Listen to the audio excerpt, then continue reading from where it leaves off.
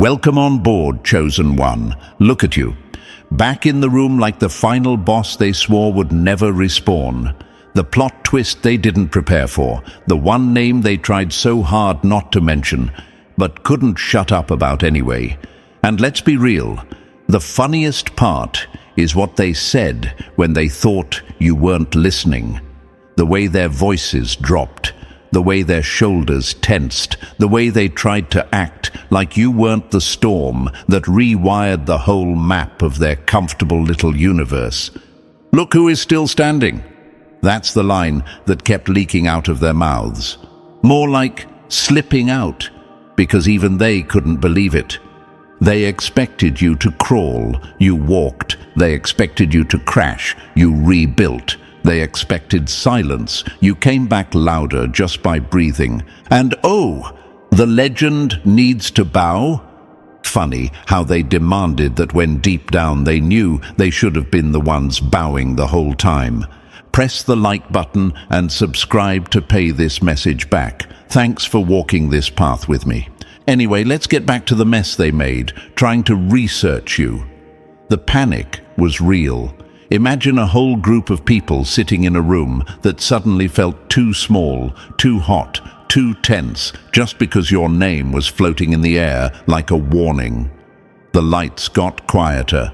The walls felt closer. Even the air hesitated. That's the shift you cause. That's the atmosphere that follows you like a shadow that refuses to stay on the ground. They gathered like they were running an investigation, not a conversation. Papers spread out, screens lit, everyone leaning forward, everyone pretending they had the answer. And you want to know what started the whole thing? Someone whispered, "We need to talk about the you problem." And the room froze.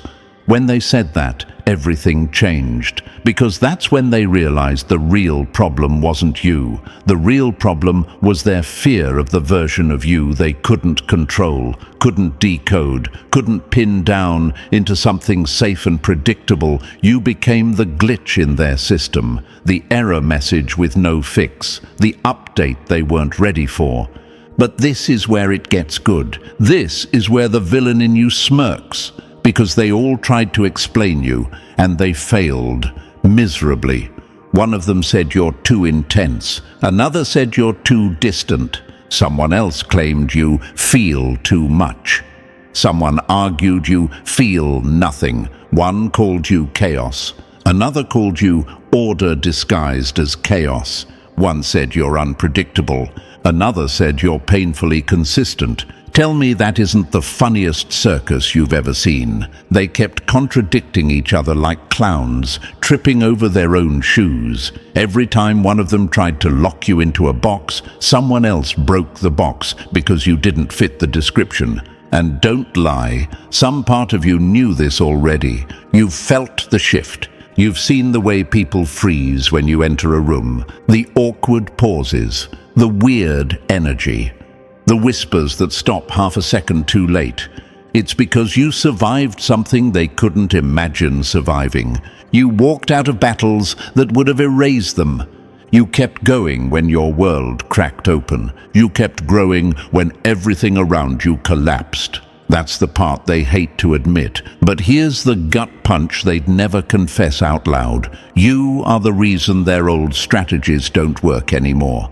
Your silence started exposing their noise. Your presence started exposing their shallowness. Your growth started exposing their stagnation. Every theory they had about you broke the moment you changed again. Every prediction they made failed because you evolved faster than their gossip. Every insult they whispered became useless the moment you healed in ways they didn't expect. That's the you problem. You're not a puzzle, you're a moving target, a shifting storm, a living evolution, an anomaly in a world full of copy-paste characters. And deep down, they know the truth. You're not breaking the rules, you're replacing them. And they can't agree on who you are because you keep becoming someone new. That's why they can't categorize you. That's why they can't explain you. That's why they can't stop talking about you. You are the story that keeps rewriting itself. You are the rumor that refuses to die. You are the lesson they weren't ready to learn. And this intro? This is only the beginning. And listen, chosen one, since they spent all that time gathering in rooms, trying to dissect the you problem, let's flip the script on them right now, if you're really ready to see why they couldn't agree on anything about you. If you want to understand why your existence has been shaking their little committees to the core, then stay with me. Drop a 999 in the comments to show you're done letting them define you and ready to expose the whole situation for what it really is. Because from this point forward, things get real. This is where the mask comes off, the lights get dim, and the truth you've been sensing finally steps into full view. And if you're truly the chosen one, you keep pretending you're not. You'll feel that pull in your chest, telling you to stay until the very last line. All right, let's get into it step by step, and watch their whole narrative fall apart in your hands. Number 1. The verdict that broke their little world. They didn't fear your flaws. They feared the day you'd stop apologizing for them.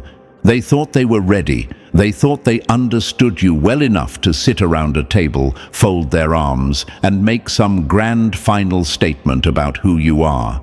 They wanted a neat answer, a clean label, something they could announce like a verdict. But when the door closed, when it was just them and the truth they'd been running from, the only conclusion they could cough up was something so flimsy, so embarrassing, it practically burned their tongues. You're a problem, not their problem, not a social problem, just a problem. Floating in existence, refusing to sit where they wanted you to sit. And the funniest part? That was the only thing they agreed on. Everything else turned into arguments, eye rolls, slammed folders, and those awkward silences where everyone pretended to be thinking. But really, they were avoiding the obvious. You don't fit anywhere because you stopped bending. This is where the chosen one inside you starts to wake up a little more. They didn't hate the complexity of you. They hated the freedom of you. Because here's the thing they'll never admit out loud. You made a decision that they never had the courage to make. You decided you would not shrink, not soften, not round out your sharp edges just to make other people comfortable. You refused the smallness they tried to hand you. You rejected their invitation to stay predictable. And you didn't do it loudly. You didn't do it with speeches. You did it by existing in a way that made their entire rule book feel outdated. You want to know why that conclusion hit them harder than anything else? Because calling you a problem was the closest they'll ever get to confessing the truth. You exposed everything they sacrificed just to belong. Every time you walk into a room, you unintentionally remind them of all the risks they refused to take, all the dreams they abandoned, all the masks they glued to their faces, all the versions of themselves they murdered just to be accepted. You're not just a problem, you're a mirror, a painful one. You show them everything they could have been if they had even 1 ounce of your spine. This is why they gathered. This is why they debated. This is why they talked in circles until their throats got dry. Because you represent something they don't know how to handle. Someone who chose freedom over approval. And that's where the real terror kicks in. Because if you can thrive outside their framework, if you can grow without their validation, if you can walk through life unshaken by their opinions, then the framework itself is a scam. If someone like you can exist and succeed without bowing, then what does that say about the years they spent begging for permission? What does that say about every compromise they made, every identity they watered down? every truth they swallowed. You break them without touching them. You confuse them without speaking. You threaten them without trying. You expose them without pointing a finger. And that's why they hate you. But here's the twist that will sting them forever. They don't actually hate you. They hate what you reveal about them. They look at you and see the courage they fumbled, the boldness they buried, the potential they left to rot, the rebellion they never let themselves taste. You are the walking proof that everything they surrendered wasn't necessary, that all the boundaries they respected weren't real, that all the fears they obeyed were self-made.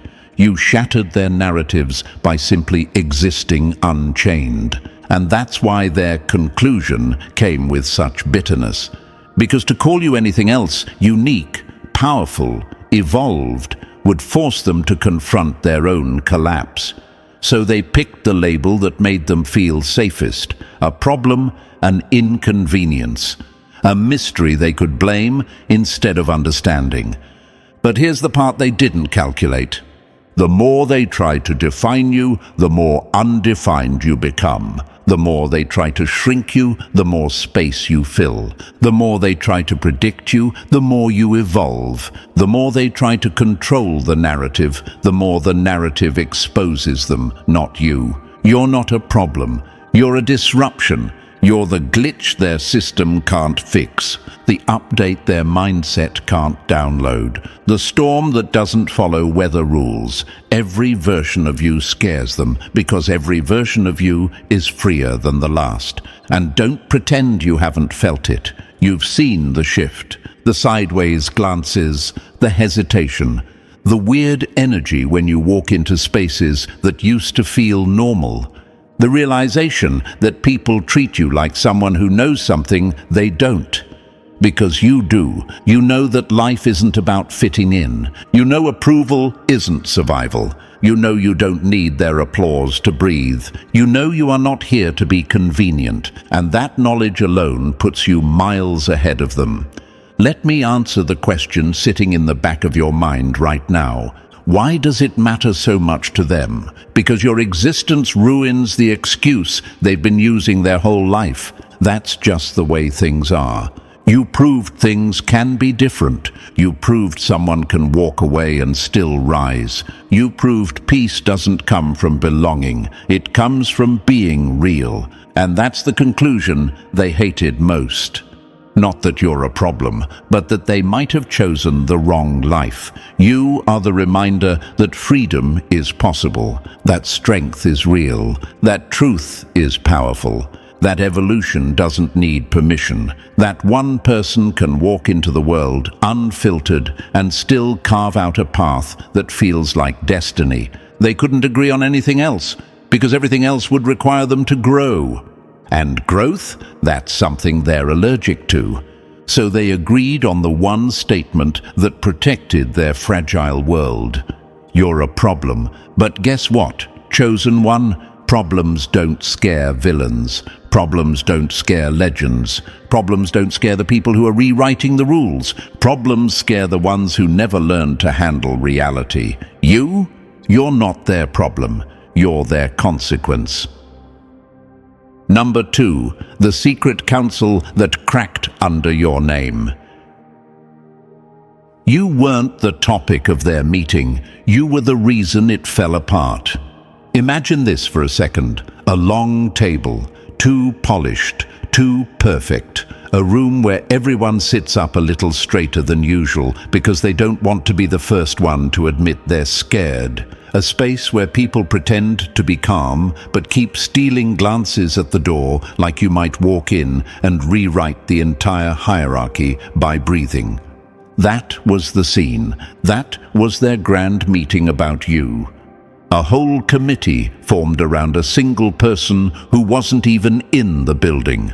The moment they gathered, the air shifted. You know that awkward silence people get when they realize someone important is missing? Yeah. That, except this wasn't respect. This was fear camouflaged as professionalism. Every chair squeaked like it was nervous.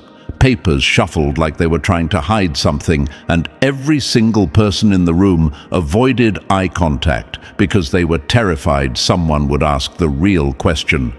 Who here actually understands them? Nobody raised a hand. You want quotes that cut deeper than their denial? Here you go. Every lie they told about you was a confession they didn't mean to make. People fear what they can't predict, and you've become their personal plot twist.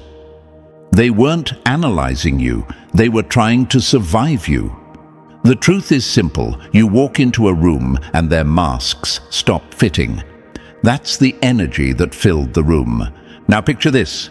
Someone finally clears their throat, trying to look brave, and says, "All right, let's talk about the you problem."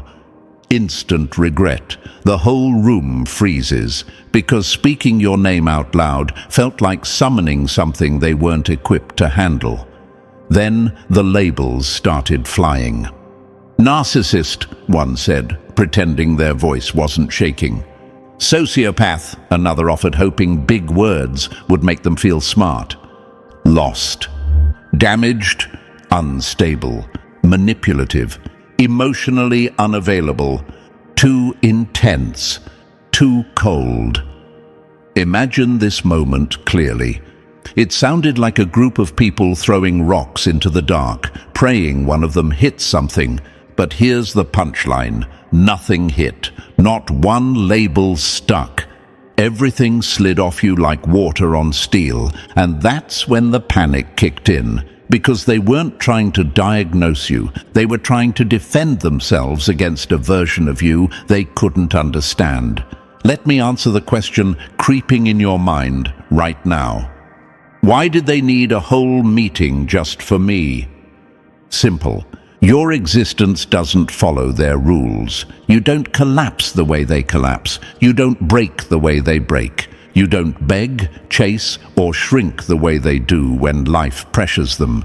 You get quieter, sharper, more focused, and that terrifies them. Their meeting wasn't strategy, it was damage control. Imagine this metaphor. They were like scientists holding beakers full of chemicals they couldn't identify, labeling everything dangerous because they didn't understand how it reacts under heat. And you're the heat they've been avoiding their whole lives. Or imagine this. They're standing around a locked chest, arguing about what's inside. One says it's gold, another says it's a bomb, another says it's empty. None of them actually open it because they're scared of being wrong. You are that chest. Or this, they're gardeners complaining that a wildflower doesn't grow like their controlled roses. They forget that the wildflower survives storms the roses never could. That's you. That's why the meeting spiraled, and the deeper the conversation went, the more obvious their fear became. They weren't describing you, they were describing every insecurity you accidentally activated inside them. Your intensity reminded them of their emotional laziness. Your independence reminded them of their neediness. Your depth reminded them how shallow they've become. Your consistency reminded them how quick they are to fold. Your mystery reminded them that they're predictable. That's the real you problem. You make them confront the truth they ran from. Let me drop another gut punch. They didn't gather to figure you out. They gathered to protect themselves from the version of you that reflects their weakness. The meeting wasn't analysis, it was self-defense. Because every time they tried to label you, the label boomeranged back at them. Too intense. Translation, they're intimidated by your clarity. Too cold. Translation, you stopped giving them access they didn't deserve. Too emotional. Translation, you feel things they numb themselves to avoid. Unpredictable. Translation, you don't follow their script and it ruins their control. Delusional. Translation, you have vision beyond their tiny realities. Dangerous. Translation, you're the one person who can't be manipulated. Their meeting ended the same way all their relationships, friendships, alliances, and fake loyalties end, with confusion, conflict, and a quiet admission that they were never built to handle someone like you. But here's where the villain smirk comes in. They weren't wrong about everything. You are dangerous, just not in the way they think. You're dangerous to lies, dangerous to manipulation, dangerous to weak boundaries, dangerous to the version of them that feeds off chaos and gossip, dangerous to the fragile self-image they fight to protect. And you want to know the funniest part? They sat there for hours trying to figure out how to categorize you. And all they did was prove how unqualified they are to even speak your name. Because someone like you doesn't fit in their language. Someone like you doesn't fit in their theories. Someone like you doesn't shrink to match their understanding. Let me hit you with another one. You're not misunderstood. They're underdeveloped. This section isn't just for the shock value, it's for the chosen one inside you who's been asking silently, why do people react to me like this? Why do they watch me, study me, gossip about me, overthink me? Why do they treat me like a threat when I've done nothing? Because you disrupt their blueprint. You're the reminder that not everyone is controllable, not everyone needs validation, not everyone bends to pressure, not everyone fears isolation, not everyone breaks in predictable patterns. And the meeting about you, it wasn't productive, it wasn't professional, it wasn't a calm conversation, it was a meltdown disguised as a discussion. Every label they threw made them more aware that they were dealing with someone who doesn't play by their rules, someone who refuses to shrink, someone who evolves faster than their gossip can track. You walked into their minds like a storm they never prepared for. They wanted to reduce you. Instead, they exposed themselves. They wanted to decode you. Instead, they scrambled their own logic. They wanted to create a narrative. Instead, they cracked under the weight of your truth. Because here's the final quote that sums it all. You're not the chaos. You're the clarity that ruins their illusions. And that, chosen one, is why the meeting about you didn't solve anything. It only proved the same truth over and over again. They fear you because they cannot understand you. They study you because they cannot control you. They gather because they cannot silence you. And they whisper because they cannot match you. They didn't gather to discuss the you problem. They gathered because you are the only thing in their world they can't predict, can't categorize, and can't defeat. And the worst part for them, you weren't even there. Number 3, the investigation that backfired in their faces. You weren't shaped by one tragedy. You were sharpened by every storm they pretended would kill you. They really thought they could dissect you like some glitching program. Cute, honestly. They sat there scrolling through the timeline of your life like detectives in a low-budget thriller, convinced they'd eventually find the incident that ruined you the moment you cracked. The trauma that turned you into this unpredictable force that keeps messing up their neat little worldview.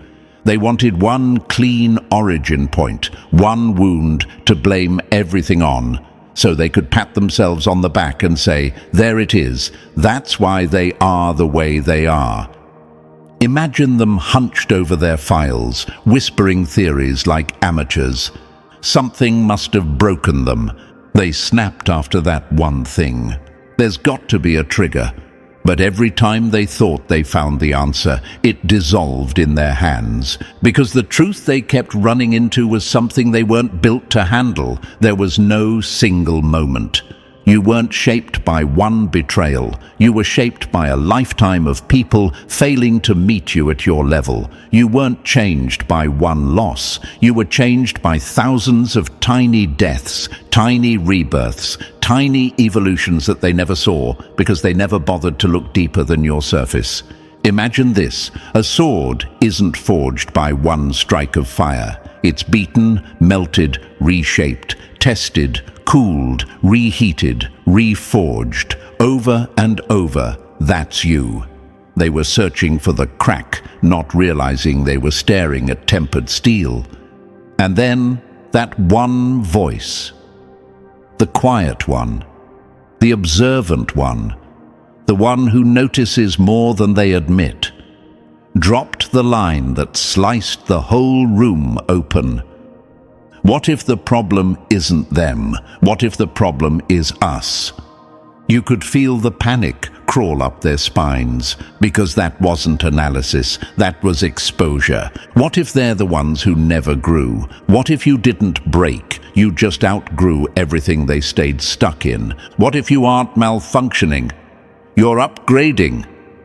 Silence hit the room like a slap, the kind that stings long after the sound fades. Nobody wanted to touch that truth, because deep down they knew it was right. You didn't fail the system, you evolved past it. Number 4, the reflection that ruins their comfort. They didn't call you the villain because you did something wrong. They called you the villain because your truth made their masks fall off.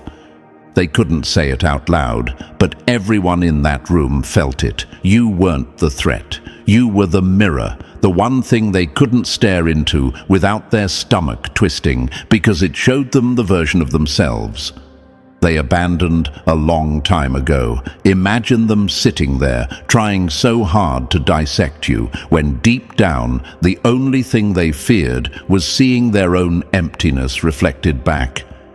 You know what makes them choke on their own theories. You expose what they lack. Your existence asks questions they've spent their whole lives avoiding. Questions like, why am I still stuck? Why did I play it safe? Why did I settle for less?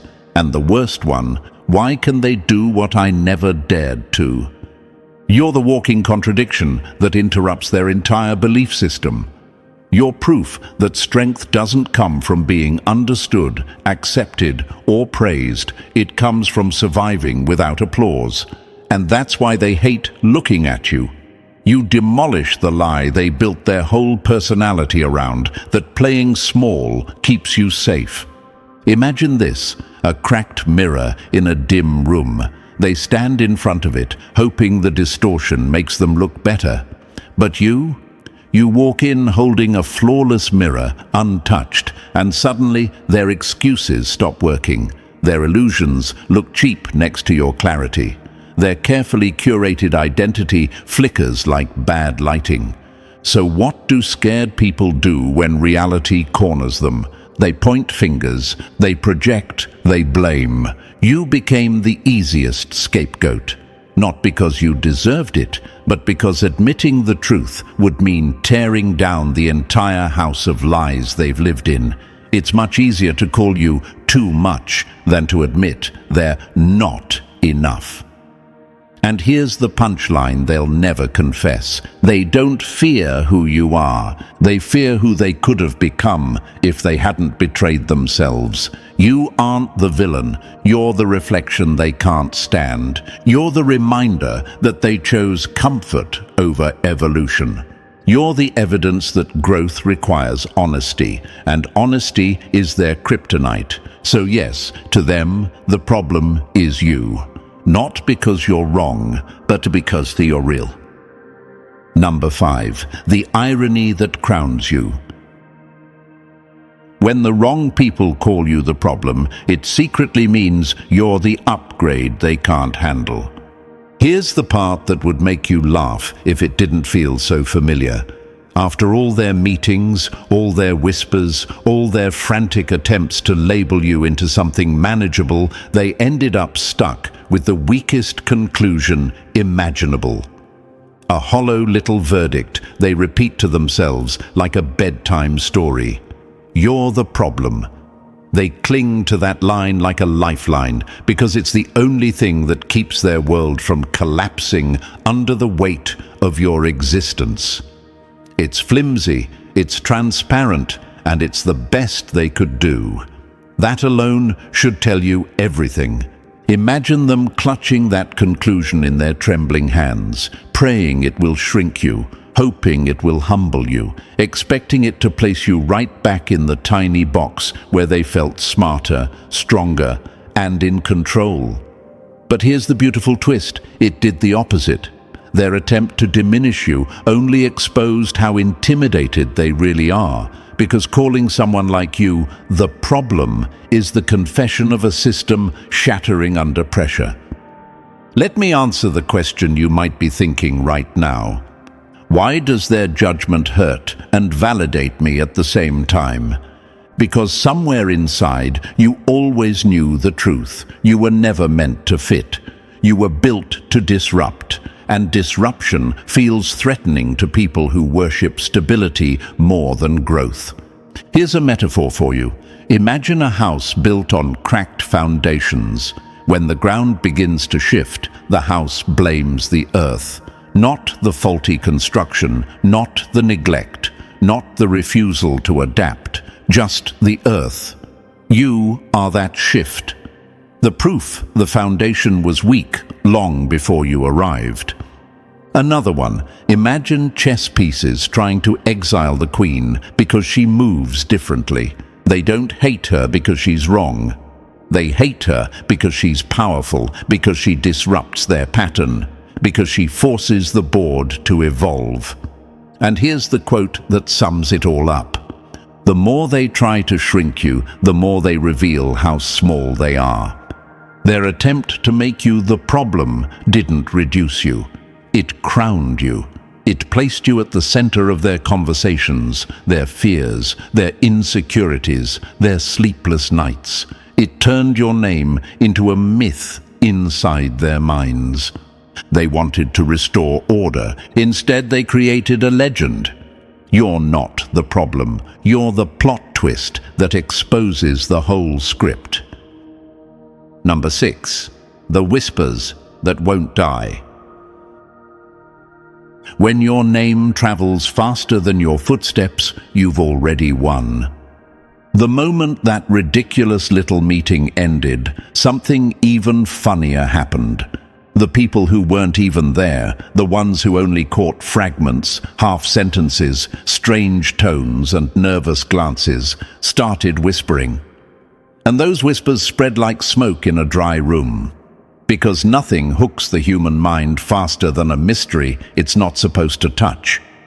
Imagine this: people who barely know you suddenly leaning in a little closer when your name comes up. People who never paid attention to you now replaying every interaction they've ever had with you, searching for clues they missed. People wondering what kind of person forces a whole room to gather just to talk about them. That question alone electrified them, because meetings are for crises, meetings are for storms, meetings are for dangers. And somehow, without even being present, you became all three. Here's the truth they'll never say out loud, but absolutely feel. Only a force gets studied, a threat gets monitored, a legend gets whispered about. And right now, you're all three. That's why the rumors won't die. You know what people are asking internally, even if they don't say it? What did they do that was so powerful? How strong must their presence be if multiple people still couldn't understand them? What kind of energy do they carry if it shook the room after they left? What does it take to become someone who can't be simplified? The answer keeps echoing through back channels, group chats, and quiet side conversations. You're the anomaly, you're the disruption, you're the unsolved equation. Imagine wildfire jumping from tree to tree. That's your name right now. Every person who hears about the you problem becomes obsessed with finding out what makes you so hard to categorize. They feel the pull of someone who refuses to break the way others break, refuses to shrink the way others shrink, refuses to dull down to fit into places that were never built for them. You're not just unforgettable, you're undeniable, and that's why the rumors don't fade. They multiply. Number 7. The glitch that broke their entire system. You didn't disrupt their system. You revealed how unstable it already was. They strutted into that room, thinking they'd come out with a blueprint, a strategy, a way to handle you like you were some minor inconvenience they could patch out with a little teamwork and a bullet point plan. They wanted instructions, formulas, step-by-step procedures for neutralizing your presence in their carefully padded world. But instead of clarity, they walked out looking like they'd just seen lightning strike the ground 2 inches from their shoes. The system glitched. Hard. Imagine this. People who normally pretend they know everything suddenly staring at each other like students who didn't study for the test. Their entire architecture of control flickered. They expected logic. They got chaos. They expected predictability. They got a phenomenon. They expected a puzzle. They got a paradox. And here's the beautiful hit. You don't confuse them. You expose their lack of depth. The truth sank in slowly, painfully. You're not a riddle. Riddles have answers. You're not a maze. Mazes have exits. You're not a code. Codes can be cracked. You're something else entirely, because you're not playing a game they recognize. You're playing your life, your evolution, your version of reality. And they don't even understand the rules. They don't know the language you speak, because you built it from scratch, shaped it from survival, carved it from every moment they underestimated you.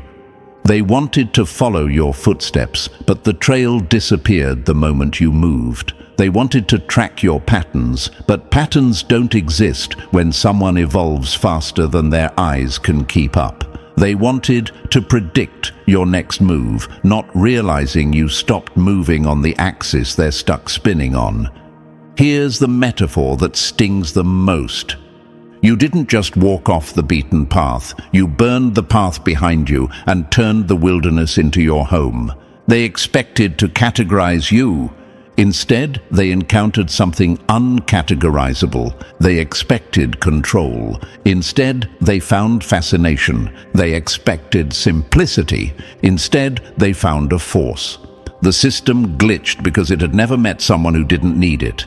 And that someone is you. Number 8. The shift that broke their old reality. You stopped playing their game, and suddenly they realized the game only worked because you allowed it to.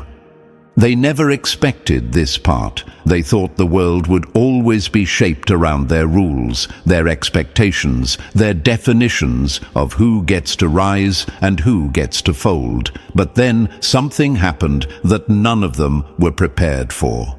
You stopped reacting.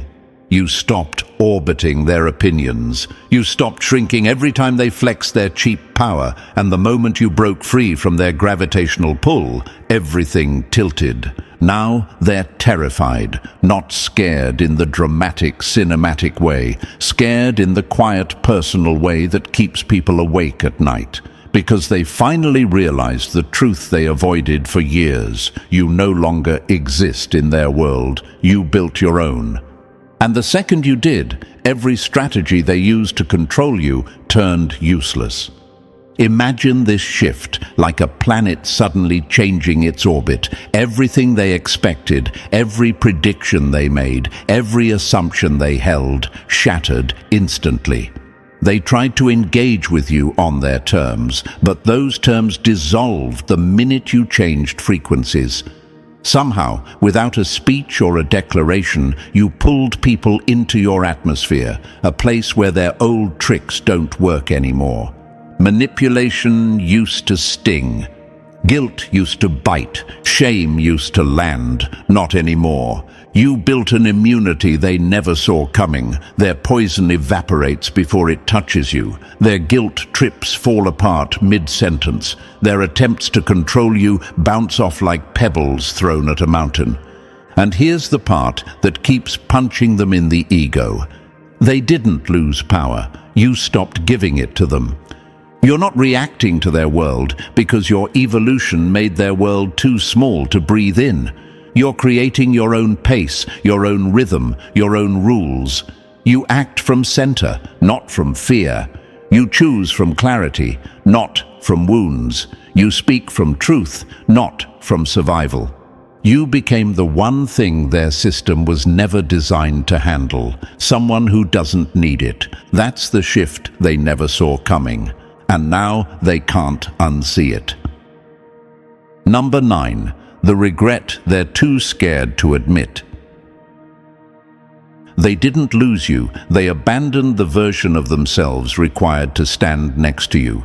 Here's the part that eats them alive in silence. They could have walked beside you. They could have grown with you. They could have been part of the rise instead of sitting on the sidelines, choking on envy and the cruel irony. You gave them every chance. You were open. You were genuine. You stretched out your hand with real intention, hoping someone might meet you where you stood, but they weren't built for that level of truth. They weren't built for that kind of evolution. Imagine this, you were a door wide open, sunlight pouring in, and they still chose to stay behind the curtains, claiming the light was too much. They wanted easy, they wanted familiar, they wanted the dullness they could predict, not the fire they'd have to step into by choosing you. So they took the safe route, the small route, the route that kept their ego intact and their growth stagnant. And now, they're living with the consequences. What keeps them replaying your old posts at 2 a.m. isn't nostalgia, it's regret. They're not looking for the moment you changed. They're looking for the moment they messed up. They scroll back, hoping to spot the exact second they should have chosen differently. They see your evolution, your self-respect, your transformation, and suddenly their choices feel embarrassing. Because for the first time, they realize they weren't rejecting you. They were rejecting the future version of themselves that you would have forced them to grow into. And here's the question they choke on. What would my life look like if I had matched their honesty, their courage, their pace? Now they're on the outside watching you move in a world they don't have the passport for. They see what it means to be free, unchained, untouched by fear, unbothered by the opinions they worship. They see you walking without performing, living without apologizing, existing without begging for approval, and the regret they'll never say out loud. They wish they had chosen evolution when you did. They wish they had chosen truth instead of comfort. They wish they hadn't underestimated someone who was always destined to outgrow them. But now it's too late. You're untouchable, and they're stuck wondering what it feels like. Number 10. The collapse that exposed their true faces. They gathered to define you and ended up revealing everything they've been hiding from themselves. The moment the room realized they couldn't pin you down, something snapped. It started subtle, a sigh here, a side-eye there, but tension has a way of peeling masks fast, and when it broke hard. Suddenly, the meeting about you turned into a battlefield about them. Voices rose, chairs shifted, ego clashed with insecurity. People who usually nodded politely at each other were now tearing each other apart, like predators fighting over scraps. Imagine it. The very individuals who came together to solve the you problem ended up drowning in their own contradictions. One accusing another of being too emotional, another accusing someone else of being blind, someone slamming a folder shut because none of this makes sense, and someone else snapping back, maybe it's because you never understood them in the first place. What started as analysis became chaos, not because of you, but because you exposed everything they tried to suppress inside themselves. And here's the truth they tripped over. You weren't the problem, they were the reflection. You stirred their buried wounds. Your presence poked the dreams they suffocated for acceptance. Your evolution confronted the cowardice they called stability. Your authenticity reminded them of the mask glued to their own skin. They weren't turning on each other because of you. They were turning because your existence forced them to face the parts of themselves they abandoned long before they ever whispered your name. Imagine this: you're a gust of wind passing through a dusty room. The wind isn't the problem, the dust is. That meeting was full of dust. You just happened to be the breeze that made it visible. Their envy clashed with their fascination. Their confusion clashed with their pride. Their curiosity clashed with their fear. And in the wreckage, they exposed a truth none of them wanted to say. We didn't lose track of who they are. We lost track of who we are. That's why the meeting collapsed. Because dissecting someone who has already outgrown your world doesn't illuminate them, it exposes you. The real explosion wasn't the you problem, it was the them problem. And you merely walked in as the reminder. Number 11. The obsession they can't outrun. They didn't walk away from you, they walked away haunted by you. They came into that room wanting one thing: closure, a clean ending, a neat box to stuff your name into so they could stop thinking about you, stop feeling you, stop being affected by someone who didn't even show up to defend themselves. But closure requires understanding, and not a single person in that room managed to grasp even a fraction of what you are. So instead of moving on, they walked out with a quiet obsession burning behind their eyes. Imagine them stepping into the hallway after the meeting, everyone pretending to be calm, but inside, each one is spiraling with the same thought. What if I'm the only one who actually understood them? That tiny idea hooked them deeper than they expected. It separated them instead of uniting them. Because obsession is isolating, it's personal, it's possessive, and your mystery made each one of them feel like they had access to some secret piece of you the others didn't. And that's where the addiction started. They didn't just wonder about you, they replayed you like a puzzle they refused to admit they couldn't solve. They scrolled through your old posts, your old messages, your old moments like historians digging for evidence of a forgotten civilization. They watched the way you moved, the way you spoke, the way you disappeared from places they expected you to stay in. They analyzed you like researchers observing a phenomenon too rare to document but too powerful to ignore. Here's the irony they can't swallow. Chasing your shadow won't help them understand your light. But that didn't stop them. Every contradiction in you, your softness and your sharpness, your silence and your intensity, your distance and your depth, pulled them in deeper. You became the itch their mind couldn't scratch. The thought that wouldn't fade, the presence they swore they were over until they caught themselves studying you again.